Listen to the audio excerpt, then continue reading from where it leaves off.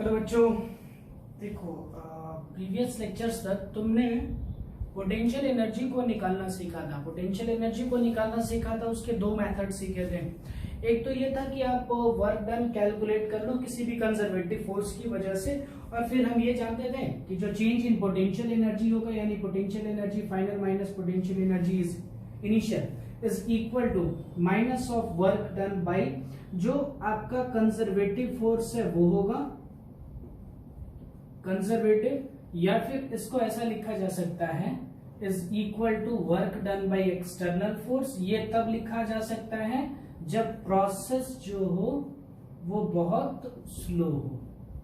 ठीक है, यहां तक की चीजें हम समझ गए थे। और हमने एक वर्क एनर्जी थ्योरम पढ़ा है। वर्क एनर्जी थ्योरम क्या कहता है कि work done by all the forces is equal to the change in kinetic energy यानी kinetic energy final minus kinetic energy initial. अब जरा देखो, सपोज करो हम एक ऐसा सिस्टम समझते हैं जिस सिस्टम में सिर्फ कंजर्वेटिव फोर्स काम कर रहा है, बाहर से कोई फोर्स नहीं लगा रहे, बाहर से कोई काम नहीं कर रहे हैं। यानी हम लिख सकते हैं कि अगर उस सिस्टम में सिर्फ कंजर्वेटिव फोर्स काम कर रहा है या सिर्फ एक्सटर्नल काम कर रहा है, सिर्फ वर्क डन जो है वो एक्सटर्नल फोर्सेस की वजह से है, तो इस वर्क डन की जगह लिख सकते हो चेंज इन काइनेटिक एनर्जी। ठीक है, लेकिन एक साथ में क्या लगाना पड़ेगा, नेगेटिव साइन। देखो जैसे ये क्या लिखा है मैंने, ये पूरा लिखा है चेंज इन पोटेंशियल एनर्जी। ठीक है, इज इक्वल टू, मान लो कि सिर्फ और सिर्फ उस सिस्टम के अंदर कंजर्वेटिव फोर्स काम कर रहे हैं, यानी work done by conservative force लिखना पड़ेगा। और work done by conservative force क्या होगा, चेंज इन काइनेटिक एनर्जी। यानी लिखा जा सकता है change in potential energy plus change in kinetic energy is equal to 0। इसी को हम लोग कहते हैं बेटा कंजर्वेशन ऑफ एनर्जी। कॉन्सेप्ट को समझो एक बार और। मैं क्या कह रहा हूं, ये दो कॉन्सेप्ट हमने कल मतलब इसके प्रीवियस वाले लेक्चर में पढ़ लिया था।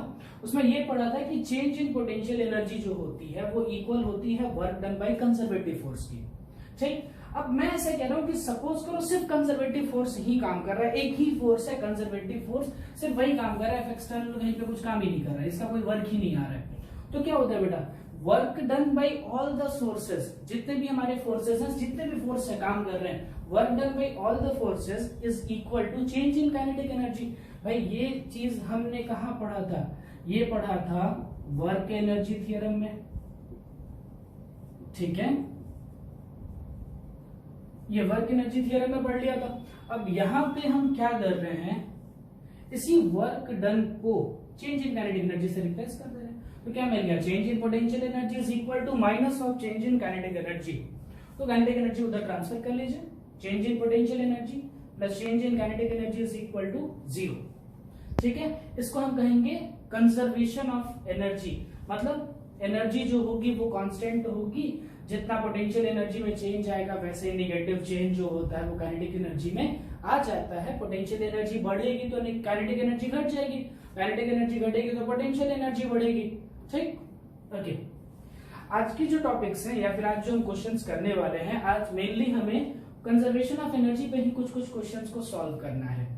ठीक है, तो चलो कॉन्सेप्ट्स को एक बार हम रिवाइज कर लेते हैं कि कैसे काम करना है। देखो, पोटेंशियल एनर्जी को निकालने के लिए हम दो मेथड्स का यूज करेंगे। चलो, काइनेटिक एनर्जी निकालना है तो वो तो बहुत आराम से हाफ mv² से निकाल सकते हो, लेकिन पोटेंशियल एनर्जी को निकालने के लिए हम दो तरीके का यूज करेंगे। एक तो पोटेंशियल एनर्जी का जो फॉर्मूला है k q1 q2 divided by distance का स्क्वायर, यहां से डिस्टेंस, यहां से आपको पोटेंशियल एनर्जी मिल जाएगी। दूसरा तरीका क्या है, जो हम लोगों ने इसके पहले वाले टर्म पे पढ़ा था कि वर्क डन को पोटेंशियल से लिंक करते हैं, तो work done is equal to potential into charge, यानी पोटेंशियल एनर्जी को ऐसे भी लिखा जा सकता है चार्ज इनटू पोटेंशियल का डिफरेंस यानी V final minus V initial. यहां से आपको क्या मिल जाएगा, change in potential energy U final minus U initial. देखो यही लिख सकते हो ना, वर्क डन को क्या लिखा जा सकता था, पोटेंशियल इनटू चार्ज। अब पोटेंशियल का डिफरेंस है तो मान लो V final minus V initial, और वर्क डन को ही हमने क्या लिख दिया, पोटेंशियल एनर्जी। तो ये potential energy final minus potential energy initial. यही दो कॉन्सेप्ट्स अपने दिमाग में रखने हैं। मतलब अगर मान लीजिए एक ऐसा सिस्टम है जिसमें आपको ये चीज लगाने में प्रॉब्लम हो रही है, ये लगाने में प्रॉब्लम हो रही है, आप किस में लगा पाओगे, ये चार्ज के लिए लगा पाओगे, जो पॉइंट चार्जेस होंगे तो लगा पाओगे। इसमें क्या करोगे, जैसे मान लो कोई कंटिन्यूअस चार्ज आता है या फिर कहीं पे प्रॉब्लम आती है, हम सॉल्व नहीं कर पा रहे हैं, तो आप पोटेंशियल निकाल लीजिए, V फाइनल और V इनिशियल। पोटेंशियल निकाल करके आप चार्ज से मल्टीप्लाई कीजिए, आपको चेंज इन पोटेंशियल एनर्जी मिल जाएगी। आपको पोटेंशियल कैसे, देखो पोटेंशियल निकालने के लिए जैसे जो डिफिकल्ट क्वेश्चन होंगे उसमें इस तरीके से काम करना होगा। इजी क्वेश्चन तो इससे हो जाएंगे, डिफिकल्ट क्वेश्चन में कुछ ऐसा सोचना पड़ेगा कि जो चेंज इन पोटेंशियल एनर्जी हमें निकालनी होगी तो हम क्या करेंगे, charge into change in potential निकालेंगे। अब आपका मेन प्रॉब्लम क्या होगा, ये पोटेंशियल फाइंड आउट करना। पोटेंशियल कैसे फाइंड करते हैं, तो देखो स्टेप 1 बता रहा हूं। पोटेंशियल और इलेक्ट्रिक फील्ड में आपस में रिलेशन है। पोटेंशियल इज इक्वल टू क्या होता है, minus of integration E dot D. मतलब जिस पॉइंट का पोटेंशियल निकालना है पहले उस पॉइंट की इलेक्ट्रिक फील्ड को फाइंड कर लो और उसी को इंटीग्रेट कर दो। अब मान लीजिए आपको इलेक्ट्रिक फील्ड भी नहीं मिल रही है, गॉस थ्योरम का यूज कर लीजिए। Close integral E dot DS is equal to Q enclose divided by epsilon naught. देखो ये क्वेश्चन करने के मेथड्स हैं, अच्छे से इसको एक बार हमें समझना पड़ेगा। अभी जाकर के हम जो क्वेश्चंस करेंगे वैसे ही सॉल्व करने पड़ सकते हैं। कि मान लो मुझे पोटेंशियल निकालना नहीं आ रहा है, पोटेंशियल एक ऐसा शेप आ गया जो हमने कभी पढ़ा नहीं, हमने कभी देखा नहीं है, उसका पोटेंशियल समझ में नहीं आ रहा है, कैसे लिखे कैसे ना लिखे, तो क्या करो, जैसे पोटेंशियल क्या निकालना है आपको, फाइनल और इनिशियल पॉइंट का निकालना है, तो किसी एक पॉइंट पे पोटेंशियल चाहिए, तो उस पॉइंट पर पहले इलेक्ट्रिक फील्ड लिखना पड़ेगा। अगर इलेक्ट्रिक फील्ड को मैं इंटीग्रेट कर दूं तो उस पॉइंट का पोटेंशियल आ जाएगा। और ऐसे भी सोचो, इलेक्ट्रिक फील्ड निकालने के लिए हम किसका यूज कर सकते हैं, गॉस थ्योरम का। अगर गॉस थ्योरम एप्लीकेबल नहीं होता तो एक्स डिस्टेंस पे जाकर के डीएक्स की स्ट्रिप काटनी पड़ेगी, वहां से इलेक्ट्रिक फील्ड लिख लो। या फिर डायरेक्ट ऐसा भी कर सकते हो, एक्स डिस्टेंस पे जाकर के डीएक्स की स्ट्रिप काट करके डायरेक्ट पोटेंशियल लिख लिया जाए, वो भी तरीका सही होता है। तो ये सारे कॉन्सेप्ट जो है आपको न्यूमेरिकल करने में हेल्प करेंगे। इसके स्क्रीनशॉट लो, फिर हम एक न्यूमेरिकल सॉल्व देखते हैं। क्वेश्चन ये है, an alpha particle with kinetic energy 10 mega electron volt is heading towards a stationary nucleus of atomic number 50. Calculate distance of closest approach. इस क्वेश्चन को एक बार हमें समझ के सॉल्व करना पड़ेगा। देखो है क्या इस क्वेश्चन में, एक न्यूक्लियस था, उस न्यूक्लियस पे एटॉमिक नंबर आपको दे दिया गया है, इसका एटॉमिक नंबर दिया गया है 50। मतलब न्यूक्लियस है तो इसके अंदर जो चार्ज पार्टिकल होंगे वो प्रोटॉन्स होंगे, यानी नंबर ऑफ प्रोटॉन्स आपको कितना मिल गया, 50। ठीक है, अब मुझे पता है बेटा चार्ज ऑन प्रोटॉन कितना होता है, चार्ज ऑन प्रोटॉन कितना होता है, इलेक्ट्रॉन के बराबर, तो 1.6 इंटू 10 टू दी पावर -19 एक प्रोटॉन का चार्ज हुआ, उसमें 50 से मल्टीप्लाई कर तो टोटल प्रोटॉन के चार्ज आ जाएंगे। मतलब ये पता चल गया कि इस न्यूक्लियस पे टोटल चार्ज हमारा कितना कूलम का है। ठीक, फिर क्या कह रहे हैं, एक अल्फा पार्टिकल इसकी तरफ चला हुआ आ रहा है। अल्फा पार्टिकल हम समझते हैं, अल्फा पार्टिकल क्या होता है, हीलियम का जो न्यूक्लियस होता है, हीलियम के न्यूक्लियस को ही हम अल्फा पार्टिकल कहते हैं। अल्फा पार्टिकल मतलब क्या हो जाएगा, जो हीलियम है उसका न्यूक्लियस लिखना है, तो हीलियम का एटॉमिक नंबर 2, तो उसके न्यूक्लियस में 2 ही प्रोटॉन होंगे, यानी हीलियम के न्यूक्लियस पे सिर्फ 2 प्रोटॉन के बराबर का चार्ज होगा। मतलब अगर अल्फा पार्टिकल का चार्ज लिखा जाए तो वो होगा 1.6 into 10 to the power -19 multiplied by 2। भाई हीलियम के न्यूक्लियस में 2 प्रोटॉन हुए, एक प्रोटॉन पे चार्ज होगा 1.6 into 10 to the power -19 positively charge, ये भी होगा, ये भी पॉजिटिवली चार्ज होगा। ठीक है, यहां पर भी ये जो चार्ज मिलेगा ये भी कैसा मिलेगा, पॉजिटिवली चार्ज होंगे। तो दोनों चार्जेस, जैसे इसको हमने क्या रखा है, फिक्स्ड रखा है, इसका मूवमेंट नहीं करा रहे। देखो यहाँ पर लिखा है और स्टेशनरी न्यूक्लियस, यानी न्यूक्लियस को हमने पहले से स्टेशनरी बना दिया, रोक करके रखा हुआ है। अब ये अल्फा पार्टिकल जो है वो न्यूक्लियस की तरफ चला हुआ आ रहा है। आपसे कह रहा है calculate the distance of closest approach. Closest approach का मतलब होगा, देखो बेटा, जैसे जैसे ये अल्फा पार्टिकल ऐसे पास आता जाएगा, जैसे जैसे अल्फा पार्टिकल ये पास आता जाएगा, क्या होगा, इसके साथ अल्फा पार्टिकल का रिपल्शन रहेगा। रिपल्शन होने का मतलब अल्फा पार्टिकल की वेलोसिटी तो इधर होगी, लेकिन दोनों का जो फोर्स होगा, फोर्स ऑफ रिपल्शन, वो इस तरीके से लगेगा उल्टे डायरेक्शन में। और हम जानते हैं कि अगर फोर्स जो है वो वेलोसिटी के अपोजिट डायरेक्शन में लगे तो वेलोसिटी जो होती है वो रिड्यूस होते जाती है। भाई कोई सामने से दौड़ता हुआ आ रहा है और आप इस तरीके से फोर्स लगाते जाओ, ऐसे सामने से फोर्स लगाते जाओ, धीरे धीरे धीरे धीरे वो क्या होगा, रुक जाएगा। यानी when the direction of velocity and direction of force is opposite to each other, then the magnitude of velocity will decrease। उस वेलोसिटी का मैग्नीट्यूड जो है वो डिक्रीज करेगा। तो हो सकता है कि इस पॉइंट तक पहुंचते पहुंचते, मान लो ये पी पॉइंट तक पहुंचते पहुंचते सारी की सारी वेलोसिटी जो है वो जीरो हो गई, ठीक है, मतलब इसके आगे वो नहीं पहुंच सकता।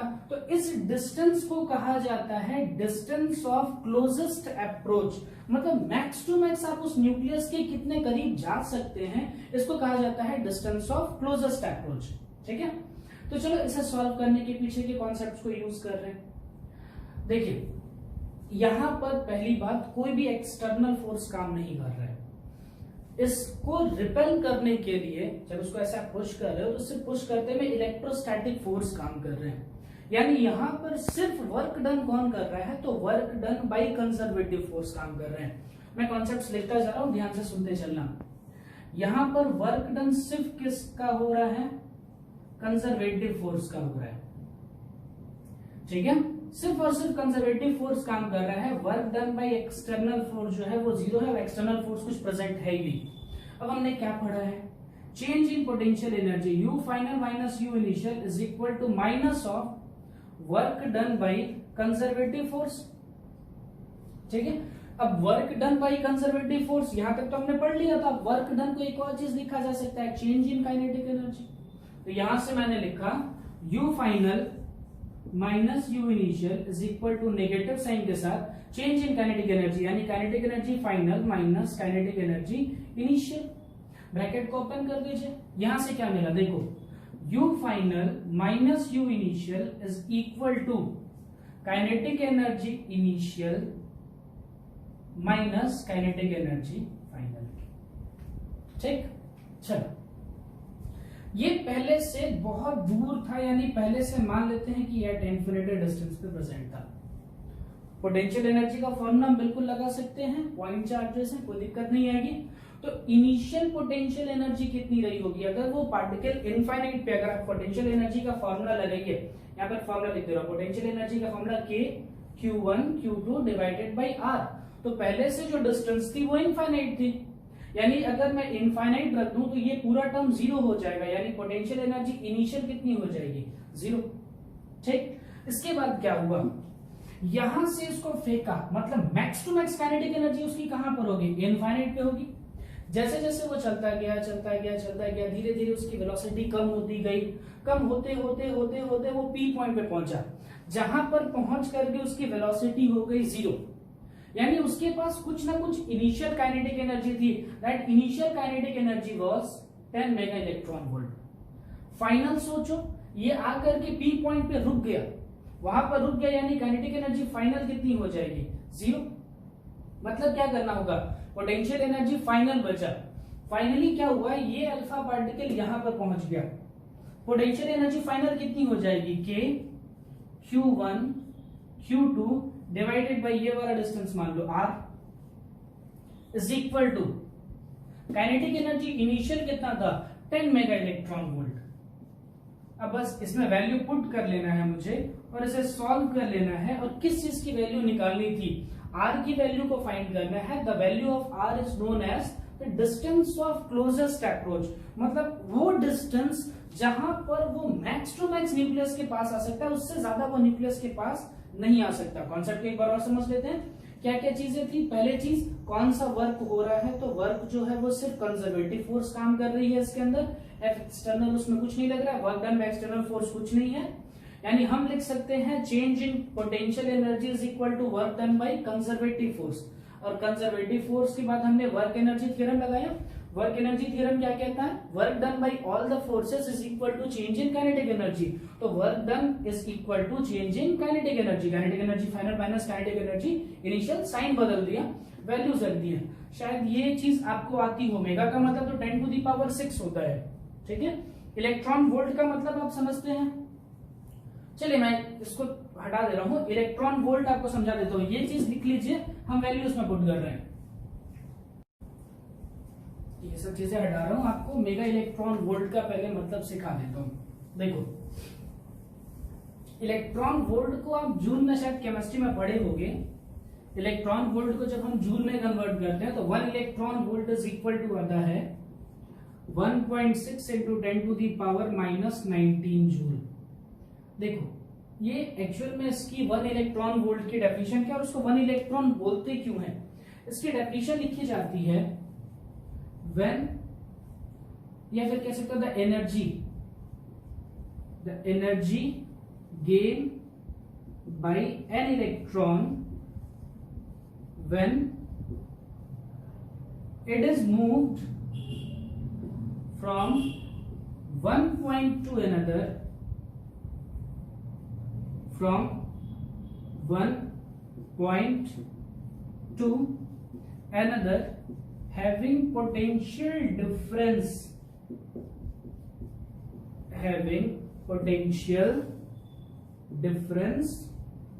of 1 volt। डेफिनेशन लिख लीजिए, डेफिनेशन काम आएगी। देखो उसके बाद ही आप समझ पाएंगे। The energy gain by an electron, एक इलेक्ट्रॉन को कितनी एनर्जी मिलेगी when it is moved from one point to another, जब वो एक पॉइंट से दूसरे पॉइंट पर मूव किया जाए, having potential difference of 1 volt. यानी मान लो 2 पॉइंट्स है, ए और पॉइंट्स मान लो और ये बी पॉइंट्स मान लो, ठीक है, ये 2 पॉइंट्स हमने मान लिया ए और बी। एक और इनके बीच का जो पोटेंशियल डिफरेंस है वो है 1 वोल्ट, ठीक है। An electron is moved from one point to another point। Electron को जब हम एक जगह से लेकर के दूसरी जगह जा रहे हैं, तो जब मान लो सपोज करो अगर इसको ले भी जाया जाए तो हमें कुछ वर्क डन करना पड़ेगा। That work done will be stored as energy of the system.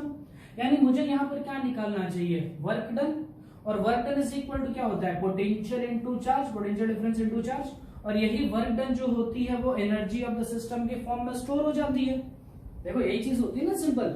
हम क्या लिखते हैं, work done is equal to होता है potential difference into charge, and then work done will be stored as the potential energy of the system. आपका potential difference कितना आया, 1 volt, and charge of electron is 1.6 into 10 to the power -19। यानी work done आपको मिला इतना joule. आपने system पे इतने जूल का काम किया, मतलब यही जो होगा वो सिस्टम में एज अ एनर्जी क्या हो जाएगा, स्टोर हो जाएगा। इसलिए कहा जाता है 1 इलेक्ट्रॉन वोल्ट, यानी एक इलेक्ट्रॉन को आप 1 वोल्ट के पोटेंशियल डिफरेंस के क्रॉस मूव कराइए, उसमें वो जितनी एनर्जी गेन करेगा that energy is known as 1 electron volt. ठीक है, बहुत छोटी यूनिट है। ठीक, चलो छोटी बड़ी है, देखो तो जरा। 1 इलेक्ट्रॉन वोल्ट में 1.6 into 10 to the power -19 joule होते हैं। मतलब 1 जूल में सॉल्व करोगे तो 10 to the power +19 आएगा। ये बहुत छोटी यूनिट है या बड़ी यूनिट है वो चेक कर लो। देखो 1 जूल में कितने इलेक्ट्रॉन वोल्ट होंगे वो निकाल के चेक कर लो कि बड़ी यूनिट है या छोटी यूनिट आ रही है। देखिए 10 to the power -19 को इधर ट्रांसफर करो, ऊपर लेके जाओ, ये हो जाएगा 10 to the power +19 divided bye 1.6, यानी 1 जूल में इतने इलेक्ट्रॉन वोल्ट होंगे। जूल वैसे ही बहुत छोटी यूनिट होती है, ये बहुत छोटी यूनिट हो गई। देखो क्वेश्चन सॉल्व कर लेते हैं। क्वेश्चन में लास्ट में हमने जो लिखा था उसी को आगे बढ़ा देते हैं। ये चीज जान जाइएगा बेटा, 1 electron volt is equal to होता है 1.6 into 10 to the power -19। Definition है when an electron is moved from one point to another point having potential difference of 1 volt, then it will gain some energy, that energy is known as 1 electron volt. Question last में हमने कहा तक छोड़ा था, यहां तक last में लेकर के आ गए थे कि Q1 Q2 divided by distance is equal to 10 mega electron volt. तो मेगा का मतलब हो गया 10 to the power of 6, electron volt का मतलब हो गया 1.6 into 10 to the power -19। K की वैल्यू कितनी हो जाएगी, 9 into 10 to the power 9 into Q1 जो था वो चार्ज ऑफ जो न्यूक्लियस है उसका, यानी कि 50 into 1.6 into 10 to the power -19।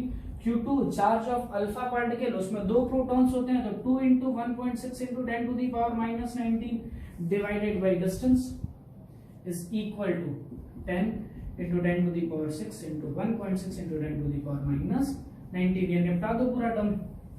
ठीक है, एक काम भी कर सकते हो, अगर इतने बड़े कैलकुलेशन नहीं करना चाहते हो तो इसको ई रहने दो, सिर्फ ई लिख करके छोड़ दो। मतलब ये क्या हो जाएगा, 9 into 10 to the power 9 into 52 जो 100 हो जाएगा ये, into E divided by R, और ये हो जाएगा 10 to the power 7। और आपको क्या कैलकुलेट करना है, R, where R is known as the distance of closest approach. I think आपको मेगावाट समझ में आ गया, इलेक्ट्रॉन वोल्ट समझ में आ गया। न्यूक्लियस को स्टेशनरी क्यों कह रहे थे, ताकि न्यूक्लियस के लिए आप कोई काइनेटिक एनर्जी कंसिडरेशन में ना ले लीजिए, सिर्फ काइनेटिक एनर्जी किसका कंसिडर करना होगा, उस अल्फा पार्टिकल का कंसिडर करना होगा। चलो अगर ऐसा सोचा जाए कि ये न्यूक्लियस स्टेशनरी ना होता तो इस क्वेश्चन में किस टाइप के बदलाव किए गए होते, इसको नोट करो। फिर एक ऐसा क्वेश्चन कराता है जिसमें न्यूक्लियस स्टेबल ना हो। इस क्वेश्चन को एक बार देखते हैं, सॉल्व करने की कोशिश करते हैं। देखो मैंने चेंज किया, a proton moves towards a free proton. एक प्रोटॉन है जो दूसरे प्रोटॉन की तरफ मूव कर रहा है और दूसरा वाला प्रोटॉन भी फ्री है विद अ वेलोसिटी u। मतलब क्या किया मैंने, यहां पर एक प्रोटॉन रखा है और ये प्रोटॉन चुपचाप रेस्ट पे था। हमने क्या किया, यहां से एक प्रोटॉन लिया, उसको u वेलोसिटी दी और उसको इसकी तरफ फेंक दिया, इस लाइन ऑफ एक्शन पे से फेंक दिया। ठीक होगा क्या, दोनों प्रोटॉन्स के बीच में इलेक्ट्रोस्टैटिक रिपल्शन आएगा। ध्यान से देखना, हर एक दोनों की स्टडी कैसे करा रहा हूं। मान लो ये पार्टिकल 1, ये वाला पार्टिकल 2, तो पहला वाला दूसरे पे फोर्स लगाएगा, दूसरा वाला पहले पे फोर्स लगाएगा। इधर लिख सकते हो फोर्स ऑन 2 ड्यू टू 1, इस पे लिखना पड़ेगा फोर्स ऑन 1 ड्यू टू 2। मतलब क्या हुआ बेटा, देखो इसके लिए अगर स्टडी किया जाए तो यहां पर प्रोटॉन की वेलोसिटी इस साइड है लेकिन फोर्स इस साइड है। फिर यहीं पर वो हुआ बेटा कि जो वेलोसिटी है वो इधर है और फोर्स इधर है। When the direction of force and the direction of velocity is opposite to each other, then the magnitude of velocity, जो velocity का magnitude होगा, that will decrease। मतलब इसकी जो वेलोसिटी होगी वो धीरे धीरे कम होना स्टार्ट हो जाएगी। इसके बारे में सोचो, ये तो चुपचाप रुका हुआ था और आपने ऐसे फोर्स लगा दिया, मतलब थोड़ा सा उधर चलेगा, मान लो चला भी तो वेलोसिटी इधर और फोर्स इधर। यानी इसमें क्या हो गया, वेलोसिटी का डायरेक्शन और फोर्स का डायरेक्शन सेम हो गया। तो यहां पर हम कह सकते हैं कि यहां जो मैग्नीट्यूड ऑफ वेलोसिटी है दैट विल इंक्रीज। सिंपल सा कॉन्सेप्ट है कि यहां पर किया क्या मैंने, जो वेलोसिटी थी दोनों में चेक किया कि किसकी वेलोसिटी बढ़ रही है, किसकी वेलोसिटी कम हो रही है। ऐसा क्यों किया, इसके पीछे के लॉजिक को समझो। फाइनली क्या होगा, इसकी वेलोसिटी डिक्रीज कर रही है, इसकी वेलोसिटी इंक्रीज कर रही है। एट एन एक्सटेंट एक ऐसा समय आएगा जब दोनों की वेलोसिटी बराबर हो जाएगी।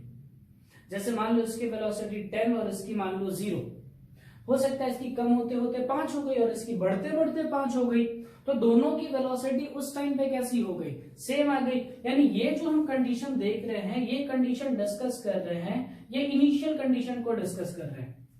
ठीक है, फाइनली क्या होगा, फाइनल क्या हो जाएगा कि जो दोनों पार्टिकल हैं दोनों की वेलोसिटी जो होगी वो कुछ v कॉमन वेलोसिटी आ जाएगी। अब देखो, अगर दोनों की वेलोसिटी कॉमन है, मतलब अगर मैं रिलेटिव वेलोसिटी निकालूं, यानी relative velocity of particle 1 with respect to another particle, दोनों के अकॉर्डिंग अगर मैं रिलेटिव वेलोसिटीज कैलकुलेट करता हूं तो दोनों में क्या होगा, दोनों की रिलेटिव वेलोसिटी आएगी 0।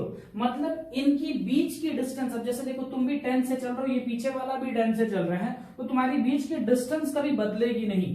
तो इसकी बीच की जो डिस्टेंस है बेटा, ये डिस्टेंस हो जाएगी constant, and this distance is known as the distance of closest approach. Question को जरा अच्छे से समझ लीजिए, पहले अच्छे से क्वेश्चन को समझिए कि जब दो पार्टिकल हैं, दोनों फ्री हैं, तो दोनों पे फर्क क्या पड़ेगा, ये वाला चलने लगेगा, ये वाला रुकने लगेगा। मतलब इसकी वेलोसिटी कम होने लगेगी, इसकी वेलोसिटी बढ़ने लगेगी। ठीक, एट सम इंस्टेंट क्या होगा, दोनों की वेलोसिटी जो है वो कॉमन वेलोसिटी आ जाएगी, and the distance between them is known as the distance of closest approach. फिर इसमें काम कैसे करना, आप यहां पर एक नया टर्म आ गया, वो आ गया कॉमन वेलोसिटी। अब आपके पास ये भी एक वेरिएबल हो गया और डिस्टेंस तो आपको ऑलरेडी फाइंड ही करना था, तो आपके पास तो दो वेरिएबल हो गए। अगर दो वेरिएबल हो गए तो कम से कम आपको दो इक्वेशन चाहिए सॉल्व करने के लिए। इसको सॉल्व करने के लिए क्या यूज किया जा सकता है, पहला कॉन्सेप्ट सोचो। पहला कॉन्सेप्ट, जब किसी सिस्टम के अंदर चेंज हो रहा है, मैंने स्टार्टिंग में आपको समझाया था ये चीज बेटा, जब F12 और F21 दोनों आपस में इक्वल हैं, F12 is equal to F21, दोनों इक्वल हैं और दोनों अपोजिट है। F नेट कितना आया, 0। नेट फोर्स 0 आया, फोर्स की जगह लिखा जा सकता है dp by dt is equal to 0। तो P जो हो गया वो क्या हो गया, कांस्टेंट। P मतलब लीनियर मोमेंटम।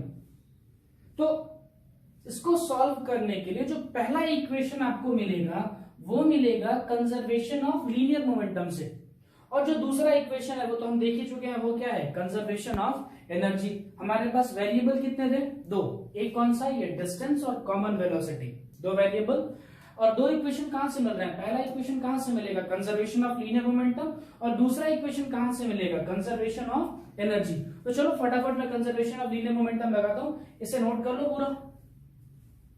चलो ये सब चीजें हटा दे रहा हूं, फालतू के परेशान कर रहे हैं। चलिए, ये कंडीशन इनिशियल थी, ये कंडीशन फाइनल थी।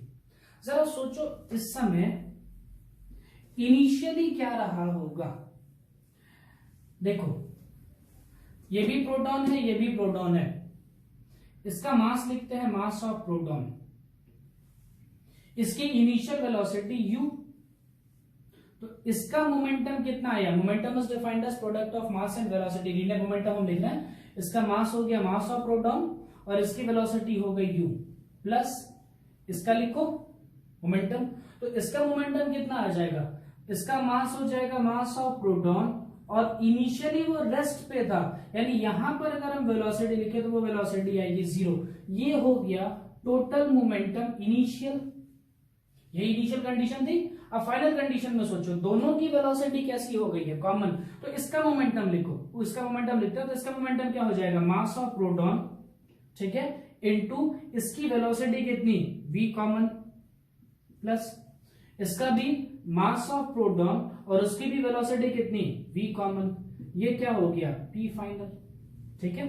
अब क्या किया जाता है बेटा, linear conservation of linear momentum क्या कहता है, initial momentum is equal to final momentum, तो हम सिंपल डाल देते हैं, इनिशियल मोमेंटम कितना हो गया था, फाइनल मोमेंटम कितना हो गया, डाल दीजिए, p initial is equal to p final डाल दो, p इनिशियल कितना हो जाएगा, mass of proton into u, mass of proton into u is equal to, ये क्या हो जाएगा, 2 times of mass of proton into common velocity, 2 times of mass of proton into common velocity, ये चले गए, तो यहां से कॉमन वेलोसिटी जो आपको मिल रही है वो क्या मिल रही है, u डिवाइडेड बाई 2। तो देखो पहला वेरिएबल जो था वो आपको सिर्फ किससे मिल गया, कंजर्वेशन ऑफ मोमेंटम से मिल गया। दूसरी चीज अब क्या करनी पड़ेगी, यहां पर कौन वर्क कर रहा है, बाहर से हम कोई वर्क नहीं करा रहे, कंजर्वेशन ऑफ एनर्जी लगाने जा रहे हैं, ध्यान से सुनना, बाहर से कोई वर्क हम नहीं करा रहे, यहां पर सिर्फ और सिर्फ कौन वर्क कर रहा है, work done by electrostatic force यानी कंजर्वेटिव फोर्स। और अगर कंजर्वेटिव फोर्स काम करता है तो हमने अभी अभी पढ़ लिया कि जो चेंज इन पोटेंशियल एनर्जी होगी वो इक्वल होगी minus of change in kinetic energy के लिए, जिसको कहा जाता है कंजर्वेशन ऑफ एनर्जी। चलो इसे लगाते हैं फटाफट, पहला ये चीज हम लिख लेते हैं, ये सारी चीजें हटा दे, ठीक है। देखो चेंज इन पोटेंशियल एनर्जी क्या हो जाएगी, u final minus u initial is equal to minus of change in kinetic energy, यानी क्या हो जाएगा, kinetic energy initial minus kinetic energy final, change करना पड़ेगा ना, नेगेटिव साइन है एक तो। अब देखो बात करते हैं पार्टिकल, हमारे पास टोटल कितने हैं, दो, दोनों पार्टिकल जो थे, इनिशियल बना रहा हूं फाइनल बना रहा हूं, ध्यान से सुनना। इनिशियली क्या था, ये भी मास ऑफ प्रोटॉन था जो किसी u वेलोसिटी से चल रहा था, लेकिन ये चुपचाप रुका हुआ था, ये रेस्ट पे था, ठीक है, और इनकी बीच की डिस्टेंस जो थी वो इनफाइनाइट थी, ये कंडीशन थी इनिशियल। फाइनल सोचो, फाइनल में क्या हुआ, जो दोनों पार्टिकल थे, दोनों पार्टिकल किसी कॉमन वेलोसिटी से ट्रेवल कर रहे थे, दोनों पार्टिकल किसी कॉमन वेलोसिटी से ट्रेवल कर रहे थे, और उनकी बीच की डिस्टेंस जो हो गई थी वो हो गई थी r, that is constant, and this distance is known as the distance of closest approach. दोनों पार्टिकल बना दे रहा हूं, ध्यान से देख लीजिएगा। अब यहां से मुझे initial kinetic energy, final kinetic energy सब लिखनी पड़ेगी, तो चलो देखते हैं।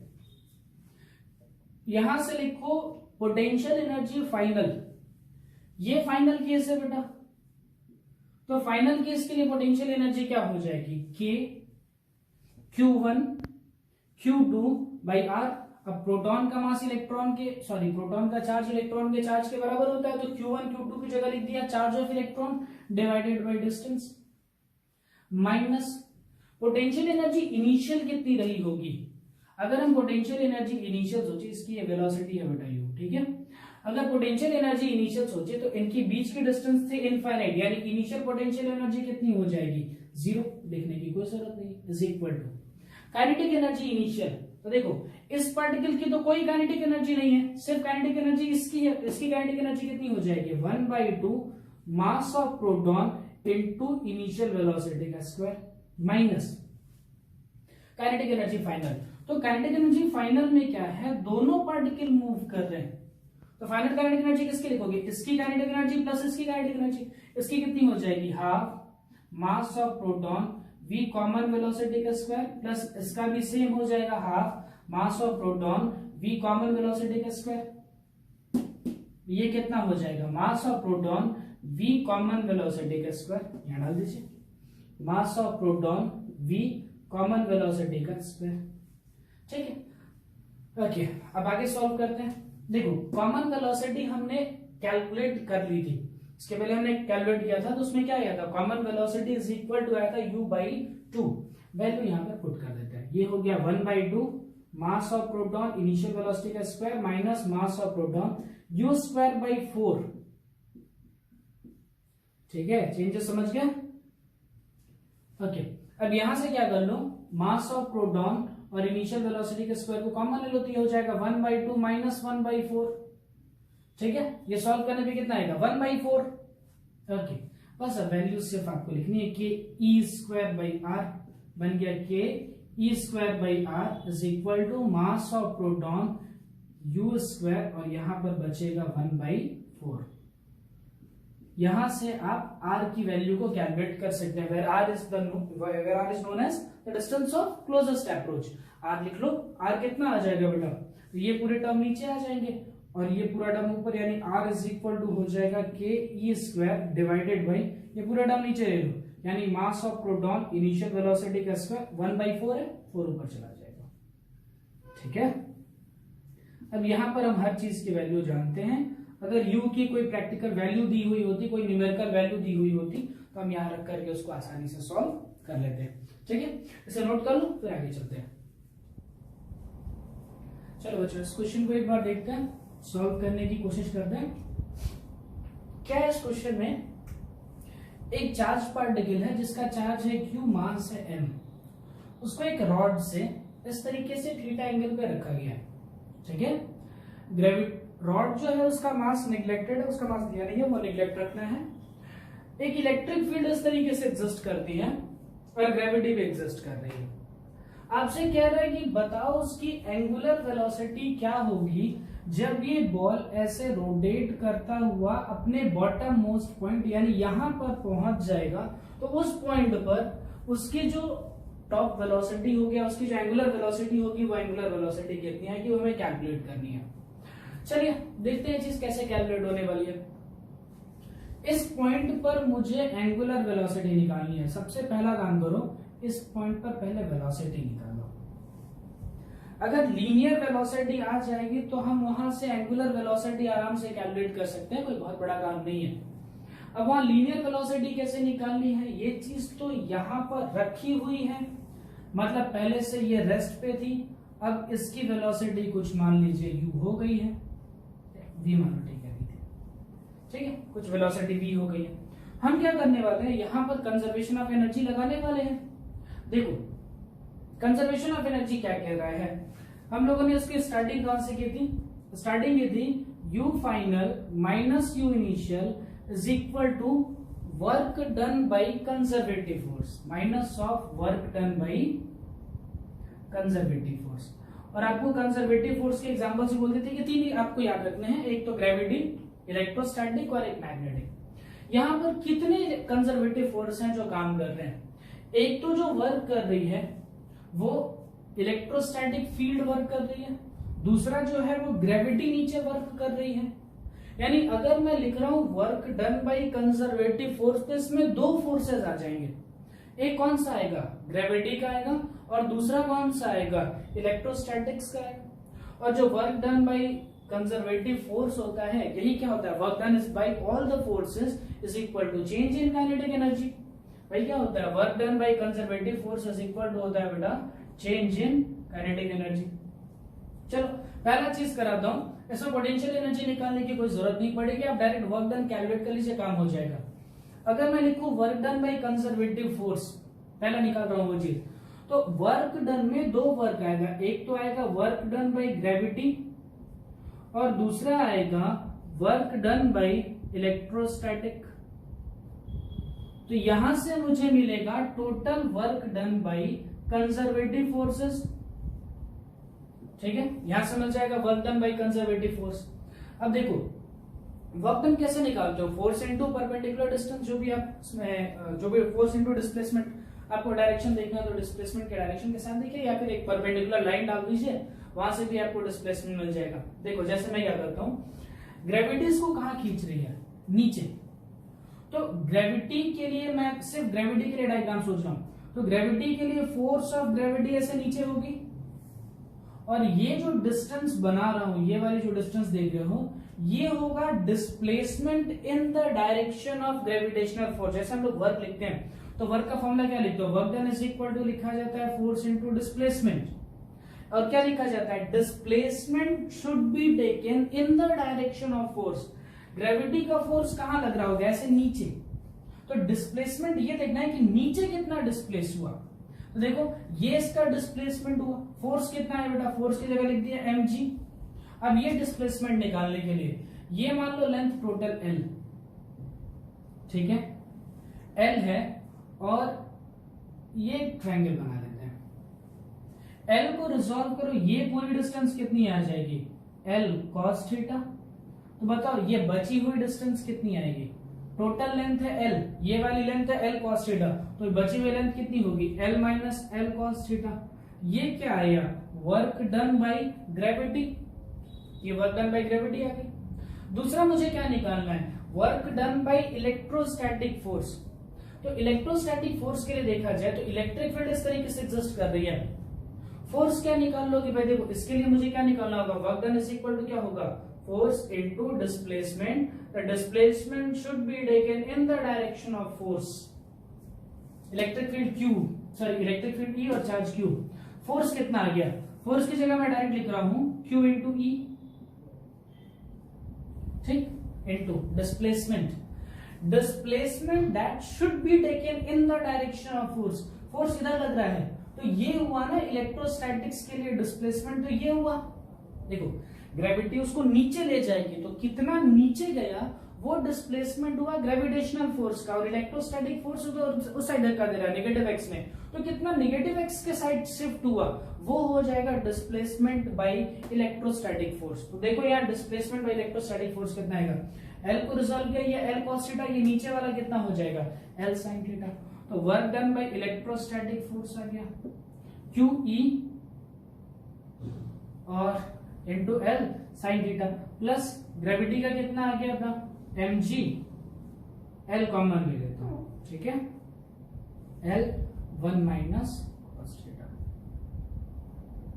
ओके ये सब हटा दे रहा हूं, ये सारी चीजें तो समझ गए कैसे ये चीज लेकर के आ रहा हूं, ये चीजें निकाल देते हैं। ये बचाने दो, ये मुझे मिल गया work done by conservative force. निकालना तो ये वाली वेलोसिटी थी, अब देखो कैसे निकालते हैं। एक काम करो, ये टर्म भी हटा दे, क्योंकि पोटेंशियल एनर्जी हमें कहीं चाहिए नहीं। अब देखो क्या बनना हमारे पास, वर्क डन बाय जो भी कंजर्वेटिव फोर्स आए हैं उसमें एक नेगेटिव साइन पुट करो, आपको मिल जाएगा चेंज इन काइनेटिक एनर्जी, यानी kinetic energy final minus kinetic energy initial, sorry तो नेगेटिव साइन हटा देना पड़ेगा आपको, ठीक है। Okay, work done by conservative force या work done by all the forces is equal to change in energy, यहां से निकालना है मुझे। चेंज इन काइनेटिक एनर्जी कितनी होगी बेटा, देखो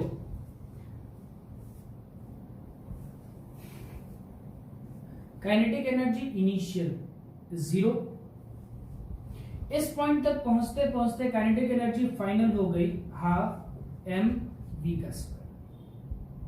चलिए हो गया, work done by conservative force की जगह लिख रहा हूं change in kinetic energy, that is kinetic energy final minus kinetic energy initial. यही होता है ना, work done by all the forces is equal to change in kinetic energy. और यहां पर सिर्फ एक ही फोर्स काम कर रहा है, वो फोर्स कौन सा काम कर रहा है? कंजर्वेटिव फोर्स, ठीक है। और दोनों का वर्क डन जो है वो पॉजिटिव आया, इसलिए मैंने उसे डायरेक्ट जोड़ा है। वर्क डन स्केलर क्वांटिटी, इसलिए कोई प्रॉब्लम नहीं हुई उसे जोड़ने में। अब देखो काइनेटिक एनर्जी इनिशियल ये निपटा दो, काइनेटिक एनर्जी फाइनल कितनी हो जाएगी? हाफ एम वी का स्क्वायर। इसमें से कुछ कॉमन नंबर लिया जाए, छोड़ो ना, क्या कॉमन लेना है? ये कितना हो जाएगा? M G L 1 minus cos theta plus Q E sine theta ले लिया कॉमन, ठीक है। एल एक कॉमन आ रहा है, एल एक कॉमन हम ले लेते हैं, बस ज्यादा कुछ कॉमन नंबर नहीं आएगा। ओके, यहां से मुझे क्या मिल जाएगा? 2 को ट्रांसफर करिए, 2 यहां पर ट्रांसफर हो जाएगा, ठीक है। मास नीचे,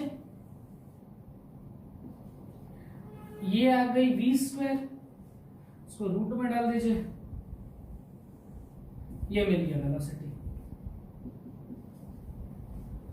ठीक है। लेकिन मुझे वेलोसिटी नहीं पूछा था ना, वेलोसिटी नहीं पूछा गया था, मुझे पूछा गया था बताओ इसकी एंगुलर वेलोसिटी कितनी होगी when it passes through the bottom most point. मुझे वेलोसिटी मिल चुकी है कि वो वेलोसिटी कितनी होगी when it passes through the bottom most point. Angular velocity के लिए सोचो क्या करना चाहिए, दिमाग, थोड़ा सा दिमाग लगाओ। ओमेगा चाहिए ना, तो सोचो ना v और ओमेगा में क्या रिलेशन है? v इज इक्वल टू क्या होता है? आर ओमेगा, लिख डालो ना, और है ना रोटेशन में v is equal to R omega, where r is known as the radius of the circle, और रेडियस हमने क्या कंसीडर किया? l। तो ओमेगा इज इक्वल टू क्या हो जाएगा? v बाई l, यानी जो भी ये वेलोसिटी आई है उसको किसके साथ डिवाइड कर देना है? लेंथ के साथ डिवाइड कर दीजिए, आपको टर्म मिल जाएंगे।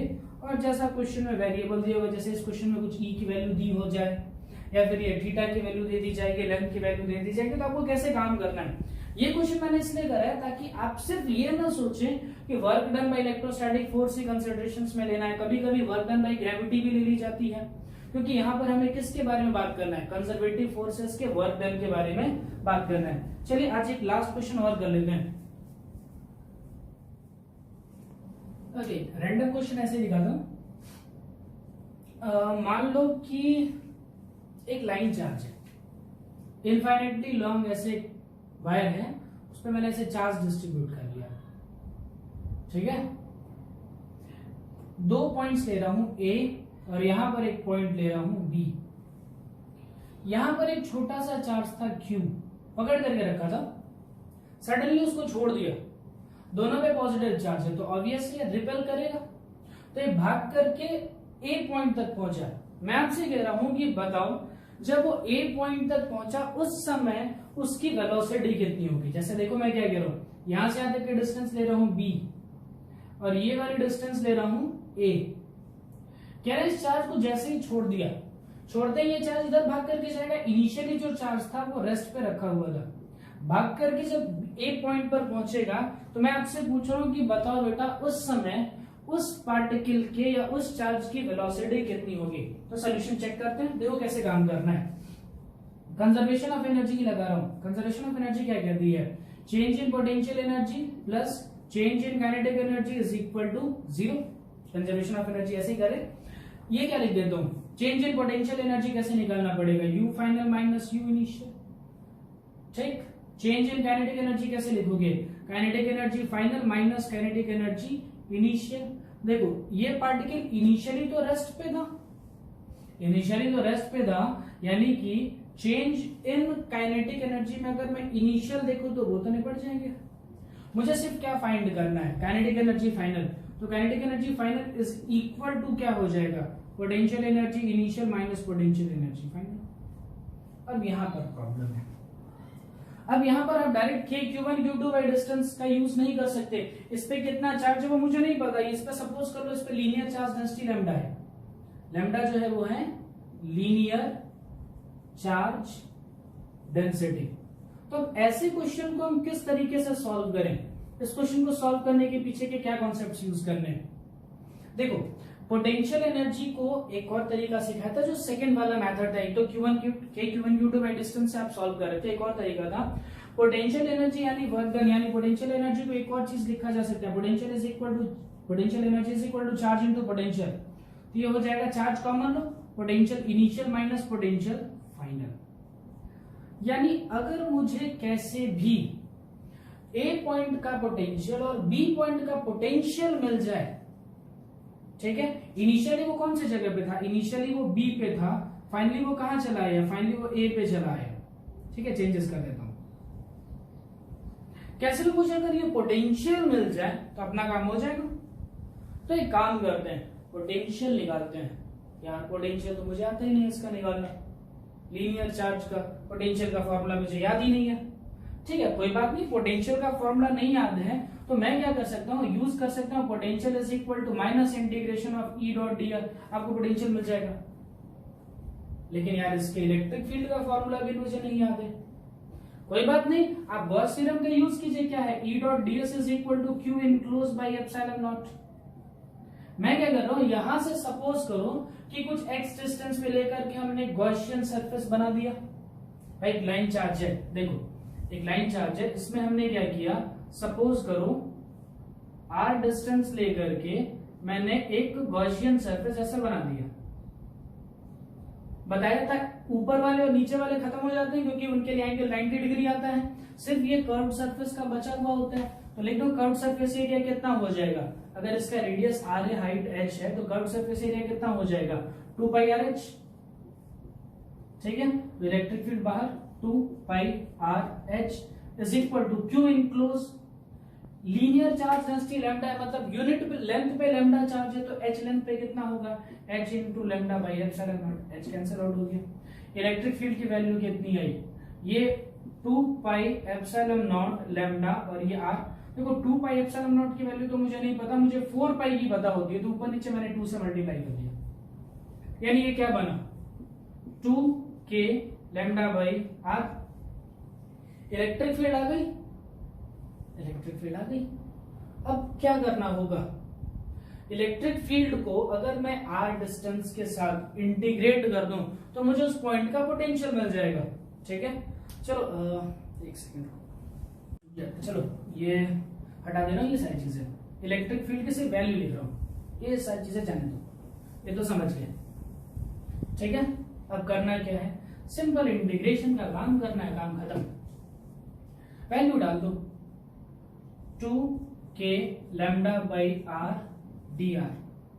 अच्छा इसमें से देखो तो जरा, मैं डायरेक्ट लिख सकता हूं 2k लैम्डा बाहर ले लेता हूं इंटीग्रेशन के बाहर, क्योंकि वो तो कांस्टेंट है, तो अंदर बचा 1 अपॉन r dr, ये पोटेंशियल है या किसी भी पॉइंट का। ओके